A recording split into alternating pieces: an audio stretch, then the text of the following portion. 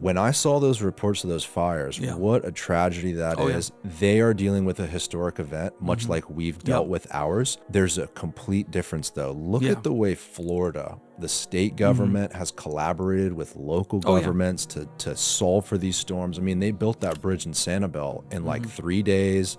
The governor was here. I mean, there really is this nonpartisan collaborative effort here in Florida regarding these hurricanes. And as a citizen, it's so comforting to see that.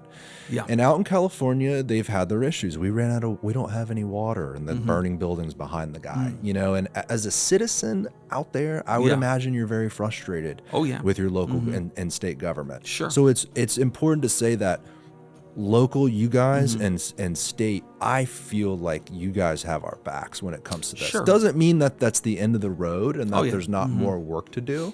But I do have a confidence that you guys will figure this out and do a good job at completing this investigation. Where are you at in the investigation? So the county commission passed it in November. They forwarded it to an independent contractor. Forgot the name of the independent contractor, escapes me right now. And I'm setting up a meeting with Bonnie Wise and folks at the county. I was just talking to Commissioner Miller on it last week. I want to make sure that this does a number of things. Number one, that it has a truly independent, objective view on how Zone X areas in the county, including North Tampa, flooded. That's very important. What went wrong? And by the way, if they tell me what have flooded anyway, I go, maybe, but there's a difference between a single and a triple. There's a difference between 6 inches of flooding and the 4 feet of flooding that people had, right? And every area is different. The word on the street in Town and Country is that it had to do potentially with a repaving project. North Tampa is pumps. What's Plant City? That's step number one. Step number two is